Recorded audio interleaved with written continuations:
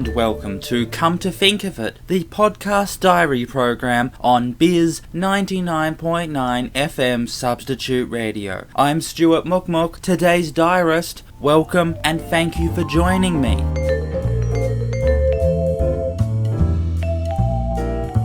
Today I will be talking about Good Game Pocket, the daily video game news, first play and live stream show, a spin-off from the original ABC TV show Good Game, which ran on YouTube and iView across 2015 and 2016, but was discontinued at the start of this year.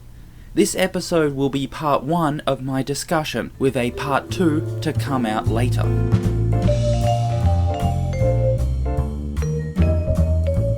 Good Game Pocket was a stunning, shining and impressive moment in Australian television, made even more precious and special by the fact that it was so fleeting and unfulfilled, and that it was ended in such a frustrating and unsatisfying manner. Ironically, it might be the show's ephemerality that will forever make it so wondrous and golden, keeping for itself a warm place in our hearts, thereby allowing its memory to stay with us for years to come. When the public announcement came that the show had been cancelled, discontinued for 2017, it was a genuinely heartfelt experience. This show had brought such immense joy and fun to so many people on a daily basis, so to see it get removed like that was genuinely disappointing.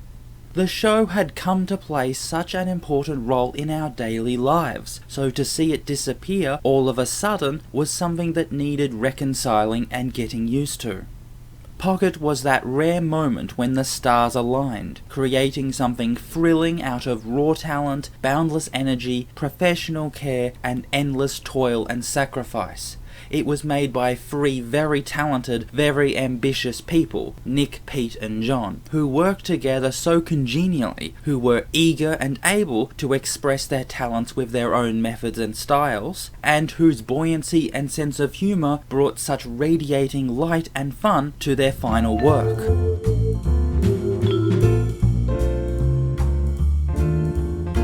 One of the key ingredients that made Pocket work so well, producing funny and entertaining content day after day, was that it had very little managerial oversight.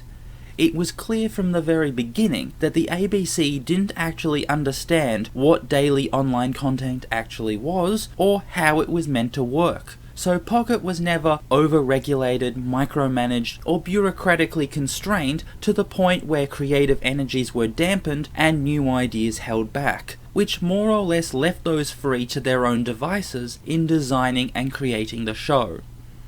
By having no one look over their shoulders or breathing down their collars, and there being no chain around their neck to hold them back and weigh them down, those 3 were able to work according to their own energies and produce content to their own style. It was clear throughout the 2 years that Nick and Pete in particular were always trying to think of new features to add to the show, new segments that could be included, and new structures and systems and designs that could be experimented with to make the show more funny, entertaining, and content-filled. That demonstrates that they were in charge of the show, and it was they who were making the decisions about what directions it ought to take.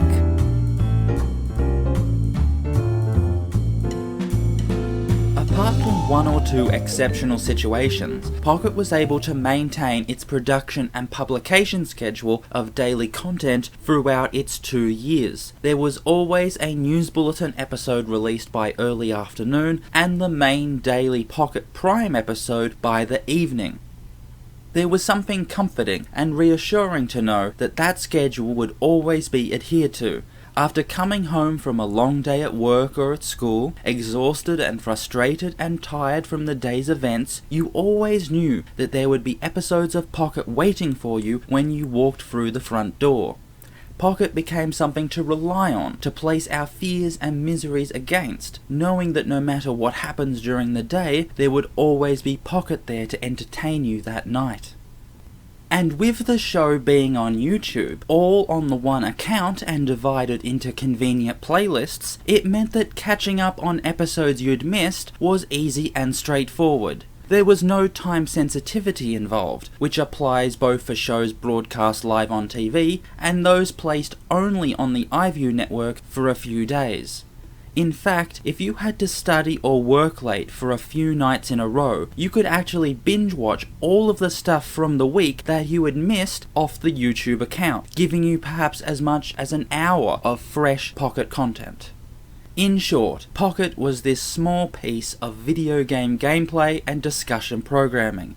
Very light, fun and silly, compacted into only 10 or 15 minute videos, which gave us daily entertainment and information in expectation of and preparation for the weekly half-hour episodes of Good Game and Good Game Spawn Point.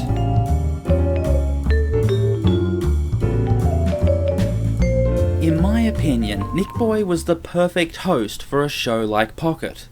With his background in drama and comedy news TV, he has a very friendly, charming and welcoming on-camera persona. From his body language, speaking style, facial expressions, everything about him was perfect for daily light entertainment such that Pocket aimed at creating.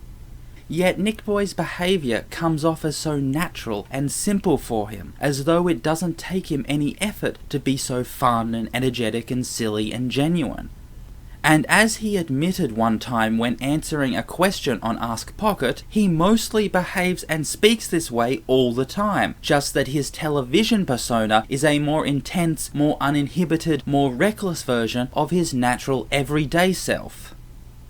The Nick Boy first plays were all very colourful, crazy and unpredictable, because he was always able to do over-the-top emotional reactions to what's happening in the game, allow himself to be swept up by the narrative being told to him, and to emote one way or the other depending on what he was seeing on screen. But Nick Boy is also a very thoughtful, political and opinionated person who follows the world news closely in his spare time and has a very logical way of seeing and thinking things, and is never afraid of telling you what he really thinks about an issue or problem. By also having these qualities, Nick Boy was able to take the leading role on the Pocket discussions, offering his own opinions on questions, coaxing thoughts out of his interviewees or interlocutors, trying to summarize and contextualize large amounts of information and several conflicting opinions. So Nick Boy was able to play both roles of Good Game Pocket very well, being both charming and silly and outrageous on the one hand, but also critical and analytical and skeptical on the other.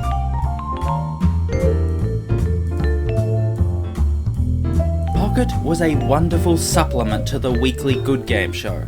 While the latter provided detailed and long reviews of a couple of prominent games, the former could offer shorter first impressions of a wide range of games, often those that were much more obscure and niche. In this way, Pocket could be the yin to Good Game's yang, and the two could form a symbiotic relationship, one that is cooperative and mutually beneficial. For that brief period, especially in 2016, when Pocket and Nick Boy rose to take a more prominent place within the Good Game brand, those two shows worked together so amiably, assisting and building ideas off the other, which allowed the whole quality of the show to rise up to a new level. So it seems that little bit more tragic that both of these shows would disappear together. Although the notice that they were being cancelled happened at different times, the fact that both decisions were made at the beginning of 2017, before organisation and production for the year had begun, meant that there was a certain perverse irony to the affair of them being both cancelled simultaneously. Good Game and Pocket were together able to reach such glorious and tremendous heights that they touched the clouds in 2016. Only to have their energy supply cut off, to fall down and crash to the ground at the beginning of this year.